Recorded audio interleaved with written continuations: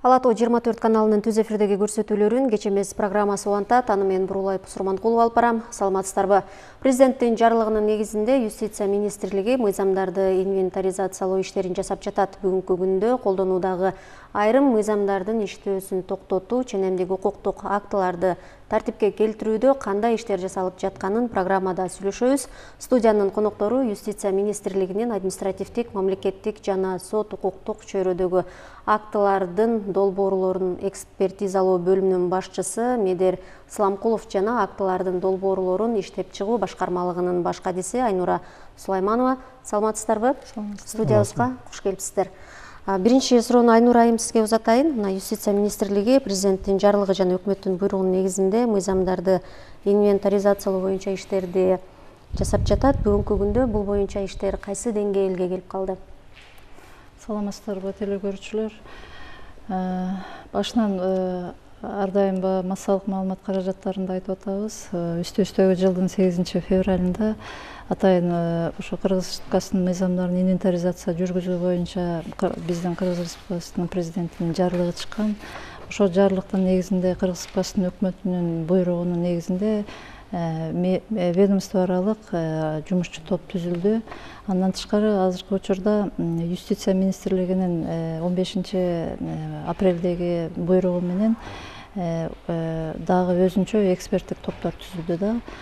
Эксперттик топтор түзүлгөндө булар ар бир тармактык баягы бөлүнүштөргө бөлүп топтор болуп түзүлдү. Алар 6 топ болуп түзүлдү. Ал топтордун башында жетекчилери бар. Ошол ишти жүргүзө турган ошо Юстиция министрлигинин актылардын долбоорлорун иштеп чыгуу башкармалыгынын кызматкерлери ал жерге координатор болуп чектелдик. Андан тышкары ошол жердеги баягы катчысы да болот. Себеби ар бир жүрүштү ар бир кагазга түшүрүп, протоколдоп, ошол кандай иш жүрөт, ошол боюнча баягы уюштуруу иши башталды. Мындан тышкары кандай инвентаризация жүргүзөбүз? Бул боюнча атайын инвентаризация жүргүзүүнүн методологиясы иштелип чыкты. Бул методология ошол инвентаризация, мыйзамдарды инвентаризациялоодо 3 этапка карап бөлүп, ошонун кандай критерийлер менен биз ушу инвентаризациянын жүрүшүн жүргүзөбүз. Ошол боюнча толук маалыматты ошо Юстиция министрлиги ушу кийинки жумаларда ошол топтордун жетекчилерин чогултуп окутуу иштери башталат. Абдан жакшы. Мыйзамдарды гильотина принциби менен токтотуу жөнүндө мыйзамдын долбоору коомчулук тарабынан бир катар кооптонууну жаратууда. Мыйзам долбоорун мындан ары алга жылдыруу кандай болот? Биз буга чейин айтып жүрөбүз, гильотина бул баягы француз сөзүнөн алганда кесип салуу деген маанини түшүндүрөт. Бирок бул маанини толук колдонбой, биз азыр мыйзамдарды толук эле баарын күчүн жоготтуу дегенден алыспыз. Себеби мен жогоруда айтып кеткен методологиядагы критерийлер боюнча биз ошол 3 баягы топко бөлүп атабыз да мыйзамдарды. Бул биринчи толук эле ушул азыркы коом, азыркы өлкөбүздүн өнүгүп аткан стадиясындагы мезгилге туура келбеген мыйзамдарды күчүн жоготобуз. Экинчи, өзгөртүүгө толуктага туш болуп аткан мыйзамдар, мисалы мыйзамдар аралыгындагы каршылыктары болушу мүмкүн, боштуктар болушу мүмкүн, же бири-бирин кайталаган мыйзамдар болушу мүмкүн. Анан үчүнчүдөн бул ошол эле мыйзамдар, бирок аны толугу менен эле ошол бойдон кайра кабыл ала турган да мыйзамдар бар да. Бул боюнча ошол атайын методологияны иштеп чыктык. Ал мыйзамдарда баягы атайын балловый система коюлат. Ошол критерийге туура келеби же туура келбейби? Ошонун негизинде талдап, анан ишти жүргүзө баштайбыз.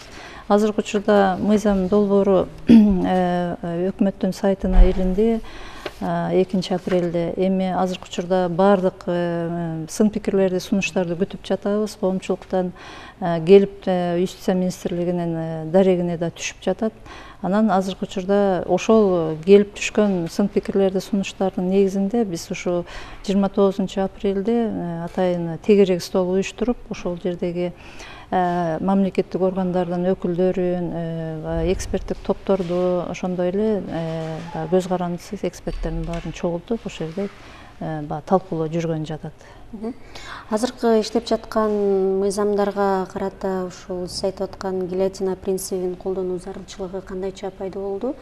Анан ошол мыйзамдарга кандайдыр бир анализ жасалдыбы?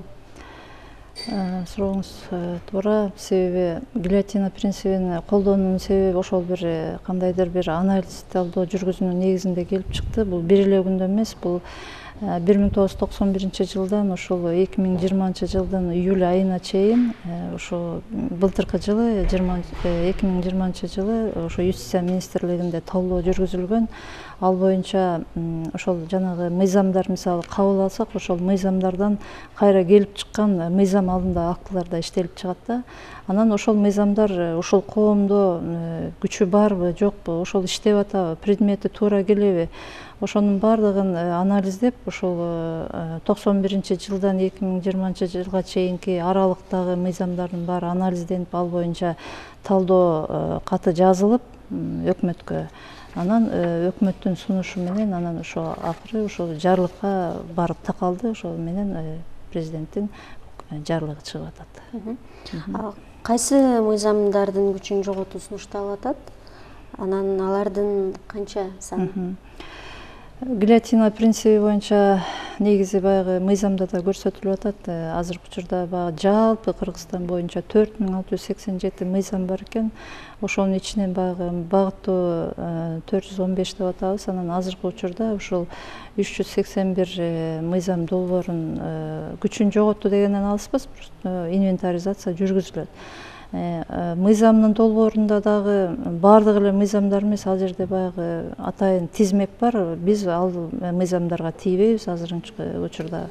Бул конституциялык мыйзамдарга, кодекстерге, референдум жөнүндөгү мыйзамга, ратификация жана денонсация боюнча мыйзамдарга, мунапыс жөнүндөгү мыйзамдарга, белгилүү бир мөөнөткө чектелип кабыл алынган мыйзамдарга, буларга ошо мындан дагы башка дагы тизмек бар. Ушул мыйзамдардын баарына биз азырынча тийбейбиз. Анан бул мыйзам негизи 6 айдан кийин күчүнө кирет. Ошо 6 ай ошондо биз 31 декабрь 2021 жылдын учуруна чейин биз бул мыйзамдарды талдап, инвентаризациядан өткөрүп, анан ошол мыйзам кабыл алынгандан кийин, күчүнө киргенден кийин биз иргеп чыккан баягы күчүн жогото турган мыйзамдарды ушул принцип менен жокко чыгарабыз. Жакшы, амына жакында эле референдумда конституция кабыл алынбадыбы? Ушул конституцияга мыйзамдарды ылайык келтирүүдө кандай иштер жүргүзүлөт? Референдум болду. Калкыбыз көпчүлүк бөлүгү 80ден ашык пайызы бул конституцияны колдоп берди. Биз учурунда Конституциялык кеңешмеде дагы юстиция министрлиги секретариаттык кызматты аткардык.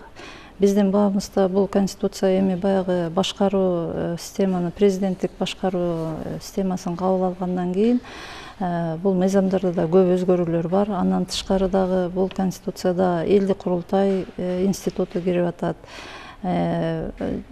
Мыйзамда демилгөлөө субъектилери дагы көбөйдү. Андан тышкары өзүнчө бөлүк чыгып атат. Бул улутубуздун баягы көрөнгөсүн кармай турган атайын рухий нравалык негиздер деген атайын бөлүм кирип атат. Жогорку кеңештин, ошондой эле аткаруу бийлигинин, сот бийлигинде дагы көп өзгөрүүлөр болгон да бул мыйзамда. Ошон үчүн азыр биз Борбордук шайлоо комиссиясынын атайын расмий баягы жарыялануусу чыккандан кийин бул атайын жогорку кеңеш тарабынан бекип бериш керек. Президент кол койгондон кийин анан биз бул мыйзамдарды эң биринчиден конституциялык мыйзамдар иштелип чыгат. Конституциялык мыйзамдардан кийин анан тиешелүү кодекстерге, анан башка тармактык мыйзамдарга дагы ушул эле инвентаризация комиссиясынан тышкары дагы уда иш жүргүзүлө башталат да. Анан азыркы учурда жаңы конституция боюнча негизи 7 субъект бар. Бул мисалы президент дагы демилгелегенге, элдик курултай мүчөлөрү да демилгелегенге, өкмөт болбой калат, азыр баягы министрлер кабинети демилгелегенге укугу бар. Ген прокуратура өзүнүн тиешелүү маселедеги мыйзамдарды иштеп чыгууга демилге кылганга укугу бар. 10 миң шайлоочу демилге кылганга укугу бар. Мына ушул демилгелер негизинде мисалы мыйзамдар иштелип чыга турган болсо, мамлекеттик органдарда баягы бул долбоорлор менен толук иштелип чыккандан кийин макулдашуу жүрүп, анан аягында жогорку кеңешке киргизип беребиз. Буюрса алдыда абдан көп мыйзамдарга өзгөртүүлөр киргизилет турбайбы? Ооба. Бул 381 мыйзам күчүн жоготсо, эми 300дөй эмес, бирок бир топ эле мыйзамдарга өзгөртүү кирет. 381 деп ошол биз инвентаризация жүргүзүп атабыз, бирок ошол ичинен баарын 381 күчүн жоготпойбуз. Булардын ичинен мен ошо жогоруда айтып кетпедимби, 3 этап менен бул ошол бул мыйзамдардын ичинде сакталып кала турган да мыйзамдар бар, өзгөртүү толуктоо киргизе турган мыйзамдар бар, андан тышкары анан биротоло күчүн жогото турган мыйзамдар бар да. Анан бул боюнча эксперттик топторду биз 6 топко бөлүп, тармактык негизде бөлдүк да. Мисал катары айтып кетсем, биринчи топ бул жанагы конституциялык түзүлүш, эл аралык мамилелер боюнчагы топ. Биринчи бул дагы өзүнчө 2 топко бөлүндү. Экинчи топ бул финанс, экономика мамилелери боюнча. Үчүнчү бул жер, суу, жаратылышты коргоо, региондорду өнүктүрүү боюнча топ. Кийинки топ болсо бул жана транспорт, архитектура, коммуникация жана башка ушул тармакка тиешелүү болгон ушул мисал катары айтып кетейин. Ушундай топтор бөлүндү. Анан бул топтордун ичинен кайрадан 2 кичи топтор түзүлүп, ошол топтор эми азыркы учурда толук состав курамы бекиди. Буюрса биз ишти кийинки жумадан баштап толук баштайбыз деген үмүттөбүз. Дагы мындай сурагым келип атат да, журналист катары, анан мындай жөнөкөй жаран катары дагы. Сиз айтып кетпедиңиз, ушу 91-жылдан бери кабыл алынган мыйзамдардын саны 4000ден ашык, 5000ге жакын экен. Бул Кыргыз бир мамлекет үчүн көппү мыйзам? Бул көп. Канчалык көп болгону пайдалуубу, же болбосо мыйзамдардын мындай саналуу эле болгону жакшыбы? Биздин Кыргызстан үчүн эми мисалы бир эле мамилени жөнгө салыш үчүн бир нече мыйзамдар иштелип кеткен да, майдаланып кеткен деп айта алабыз да. Себеби ал мыйзамдар бир эле учурда бири-бирин кайталаган, предметин кайталаган да мыйзамдар бар болуп атат. Кайра эле ошол эле мыйзамдардын ортосунда кайра эле мисалы ичиндеги ченемдер бири-бирине каршы болуп калып атат. Ошондой эле кайра бири-бирине салыштырып келсек, ортосунда калып калган ченемдер да болуп калып атат да. Эми бул боюнча ошо атайын бул эксперттик топ түзүлгөнүн себеби, эми мындан ары ошол бир мыйзамды алсак, ошол мыйзамга тармакташ башка мыйзамдардын баарын карап, анан ошону талдап, анан ошонун негизинде бул мыйзамдар же бириктирилет, же болбосо булар кайра өзүнчө иштелип чыгат да. Анан Кыргызстан үчүн бул абдан көп деп эсептейм. Бул менин жеке оюм, себеби бир эле мамилени бир так даана жазылган, баягы логикасы күчтүү дегендей, баягы ушул биздин Кыргызстандын жарандарынын укуктарын, кызыкчылыктарын, эркиндигин коргой турган, ошондой эле өлкөбүздүн өнүгүшү, экономика, социалдык жагынын өнүгүшүнө жолдомо түзө турган мыйзамдар болуш керек да, негизи бири-бирине каршы болбогончу. Ошон үчүн мамлекеттин мындан аркы өнүгүп өсүшүнө биз дагы ошо Юстиция министрлигинин кызматкерлери, андан тышкары ошо эксперттик топ жоопкерчилик менен ушул ишти жүргүзүп алып кетебиз деген үмүттөмүн. Чоң рахмат. Анда Медер мырза, сизден сурайын. Президенттин Кыргыз Республикасынын мыйзамдарын инвентаризациялоо жөнүндө жарлыгы менен Кыргыз Республикасынын ченемдик укуктук актылары жөнүндө мыйзамдын долбоорун жаңы редакцияда иштеп чыгуу тапшырмасы коюлган. Бул мыйзам долбоорун иштеп чыгуу кайсы баскычта жана аларга кандай жаңылыктар сунушталып атат? Саламатсыздарбы, урматтуу телекөрүүчүлөр. Юстиция министрлигинин 2021 жылдын 31 мартында номер 51 буйругу менен жумушчу топ түзүлүп, ушул топ тарабынан сиз атап кеткен мыйзам долбоору иштелип чыккан.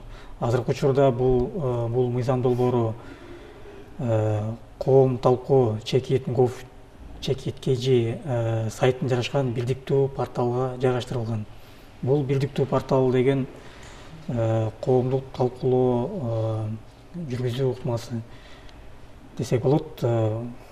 Сиз жогоруда айткан ченемдик укуктук акты жөнүндө мыйзамдын жаңы редакцияда долбоору ушул порталга жайгаштырылды. Жарандар тарабынан ушул долбоорго өзүнүн сунуштары болобу же сын пикири болобу ушул порталдан эле жазып жайгаштырса болот. Анан азыркы учурда бул долбоор Юстиция министрлиги тарабынан демилгенден ушул сын пикирлерге биздин кызматкерлер өзүнүн комментарийлерин жазышат. Же ал сунуш же сын пикир кабыл алынды, же кабыл алынбаса, ал кайсы себептерден кабыл алынган жок деп ошол эле сайтта жайгаштырылат. Ошо сиз өзүңүз айтып кеткендей, сиздер демилгелеп атасыздар да бул мыйзам долбоорун. Ошол мыйзам долбоорунда эмне жаңылыктар кирип атат? Бул мыйзам долбоорунда жалпысын айтканда 9 жакын жаңылыктар кирип атат. Бирин айтсам, кум аянтчасы деген режимде сунушталып жатат. Бул новация деп айтсак болот да. Бул режим боюнча өкмөт тарабынан атайын бекиткен жобонун негизинде жаңы новациялар, жаңы продукцияларды ишке ашыруу максатында бир Кыргыз Республикасынын же жалпы аймагында же белгилүү бир аймагында, райондо болобу же облусту болобу, ошол коомдук мамилелерди жөнгө салуучу режим болуп эсептелинет. Бул бир жаңылануусу деп айтып кетейин. Анан айта кетсем,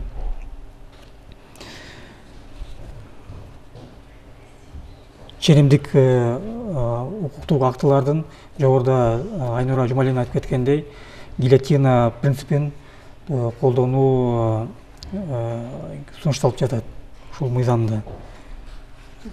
Мына акт мыйзамдык ченемдик укуктук акт катары аныктоонун критерийлерин аныктоонун негиздемеси кандай болот? Бул өзгөртүүлөр коомдук өкүлдөрдүн тарабынан бир нече жолу сунушталып келген. Себеби ошол коомдук талкуулоо жарандар үчүн өтө татаал болгондуктан ушул жөнөкөйлөштүрүү сунушталып келген. Мисалы айтсак, ар кандай ченем жаратуучу органдардын долбоорлору ар кандай аянтчаларда жайгаштырылчу. Мисалы, Улуттук банк өзүнүн сайтын жайгаштырат, өкмөт өзүнүн сайтында. Ушул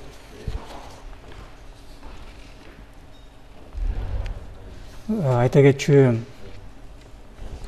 көп мыйзамдар юридикалык күчү жогорураак болгондуктан көптөгөн коомдук мамилелер ушул мыйзам деңгээлинде ашырылып келип жатат. Бирок ушул мыйзамдар арасында карама-каршылыктар көп болгондуктан кээ бир учурларда ошол бир мыйзамдын ченемдери башка мыйзамда кайталанып калган учурлар болот. Же болбосо бул коомдук мамилени мыйзам эмес, мыйзам алдындагы акты менен жөнгө салуу мүмкүн болушу мүмкүн. Ошол учурлар ошондуктан ушундай критерийлерди киргизүү сунушталып жатат. Бул критерийлер өкмөттүн чечими менен түзүлгөн ведомстволор аралык эксперттик топ тарабынан иштелип чыккан. Жакшы, апробация максатында жаңы коомдук мамилелерди убактылуу жөнгө салууну киргизүү жана аны ишке ашыруу иштөө механизми деген эмне? Жогоруда мен айта кеттим, бул мыйзам долбоору менен жаңылануу сунушталып жатат.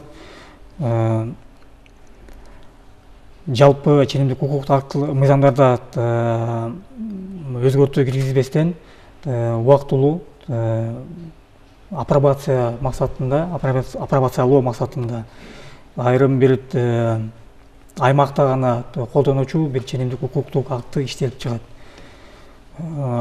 Кыргызча кум аянтчасы режими деп коет, эми орусчасы. Атайын мыйзам ал үчүн бир мыйзам эмес, ошол акт, укуктук ченемдик акт менен эле мындан ары чечилсин деп аткан турбайсыздарбы ошондо? Бул ошол коом талкуулоо, коомдук мамилени жөнгө салуу убактылуу кандай иштейт, кандай колдонулат, ошол текшерүү максатында ченелүү бир аймакта гана колдонулат. Абдан жакшы. Мен дагы сурагым келип атат. Негизи ушул бизде мыйзамдар аябай көп кабыл алынганы сиздер дагы айтып атасыздар. Азыр ошолорду иретке келтирели деп ушул боюнча иштер жүрүп атат да. Анан сурагым келип атканы, негизи мыйзам кандай учурда кабыл алынат? Анан бир кабыл алынган мыйзамдын иштөө мөөнөтү белгиленеби, же болбосо ал кандайча өзгөртүүгө учурайт? Бул ченемдик укук актылар жөнүндө мыйзам бар да.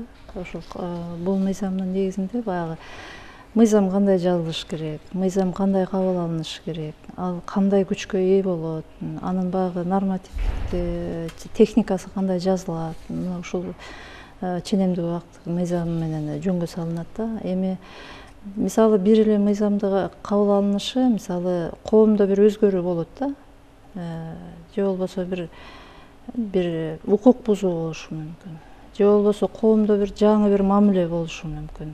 Мамлекет бир жаңы, мисалы санариптик деп атпайбыз, мисалы мына санариптик деген цифровизация деп атабыз. Мына ушундай мамилелер пайда болушу мүмкүн. Же болбосо эл аралык баягы башка уюмдар болобу, же баягы чет элдик мамлекеттер менен карым катнаштан дагы келип чыккан дагы бир мамилелер пайда болот.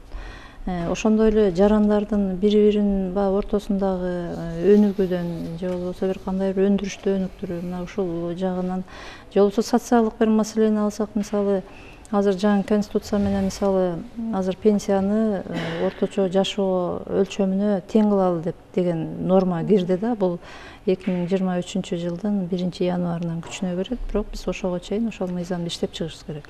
Башкача айтканда, ошол бир пайда болгон коомдогу, мамлекеттеги пайда болгон мамилени бул укуктук негизде, ченемдин негизинде анан биз иштеп чыгышыбыз керек. Ал боюнча баардык жактан анализденет, статистикалык маалыматтар, болжомолдор алынат. Же болбосо ошол түз эле ошол тармакта иштеп аткан, мисалы ошол эле пенсияны алалы, мисалы пенсионерлер кайсы жаштан чыгып атат, алардын алган, ошол алып аткан пенсиясынын өлчөмү кандай, ошол жашаган жашоосуна жетеби, жетпейби, азыркы мисалы эмнеге жетпей атат, себеби азыр инфляция жүрүп атат дегендей, пандемиянын убагында мисалы доллардын курсу өсүп кетти, мисалы азык-түлүгүбүз кымбаттап кетип атат, ал эч кандай эчтеке камсыз кыла албай атат, мисалы бир адамды камсыз кыла албай атат. Мына ушундай мамилелер, муну мен жөнөкөйлөшүп мисал катары түшүндүрүп кетейин деп атам. Керектүүгө жараша өзгөрөт. Керектүүгө жараша өзгөрөт. Анан ошол мыйзам ошонун негизинде анан баягы негиздеме жазылат дагы, анан мыйзамдын ар бир нормага баягы өзү түшүп, статья, анан берене да, берененин ичине анан ошонун баарын камтып чыгып жазып кетебиз. Кайсы учурда берилет, кандай болот, ким тарабынан берилет, же болбосо кайсы учурда жеңилдиктер берилет деген сыяктуу ушундай баардык ошол мамилелерди бир эле мамиле эмне, ошол бир эле мыйзамга камтып кетишибиз керек. Анан ошол мыйзам толук кандуу баягы иштелип чыккандан кийин анан ал мыйзамды биз баардык мамлекеттик органдарга жөнөтөбүз. Алар өздөрүнүн ар тараптан өзүнүн тармагына ылайыктап, мисалы Министерство экономика өзүнүн мисалы акча каражатыбыз жетеби же жетпейби, ал боюнча кандай боло алабыз, ал өзүнүн оюн айтат. Мисалы аймактарды өнүктүрүү боюнча, мисалы аймактарда канча эме болуп атат, пенсионерлер болуп атат деген сыяктуу ушундай ар ким өзүнүн тармагындагы сын пикирин айтат дагы, анан ошолор менен биз бирдиктүү анан иштеп чыгабыз. Анда бул ченемди анда өзгөртөлү, же болбосо муну алып салалы.